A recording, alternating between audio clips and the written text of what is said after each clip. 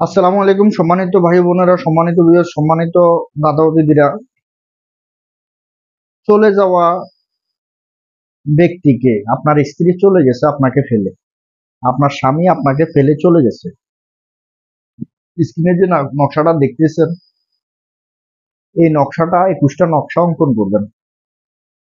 আপনার স্ত্রী আপনাকে ফেলে চলে গেছে, আসতেছে না, বাপের বাড়িতে গেছে। আপনার স্বামী আপনাকে ফেলে চলে গেছে, ফোন ধরতেছে না, ব্ল্যাক লিস্টে ফেলা দিয়েছেন।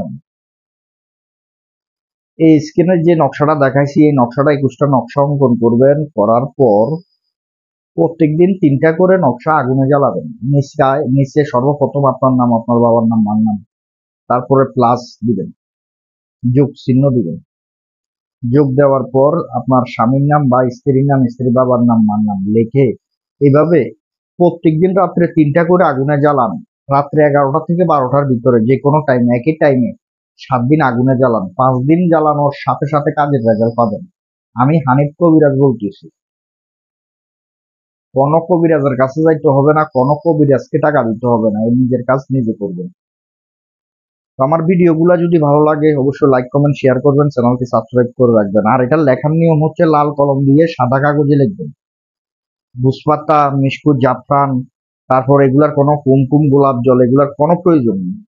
লাল কলম দিয়ে সাদা কাগজে অঙ্কন করবেন, তবে নকশাগুলো জাগ্রত করবেন, জাগ্রত করে আগুনে জ্বালাবেন। তো আজকের মতন ভিডিও এতটুকু। সকলে ভালো থাকবেন, সুস্থ থাকবেন। আমার চ্যানেলটি সাবস্ক্রাইব করে রাখবেন, ফেসবুক পেজটা ফলো দিয়ে রাখবেন। তো আজকের মতন এতটুকু। সুস্থ থাকবেন, ভালো থাকবেন। আল্লাহ হাফেজ।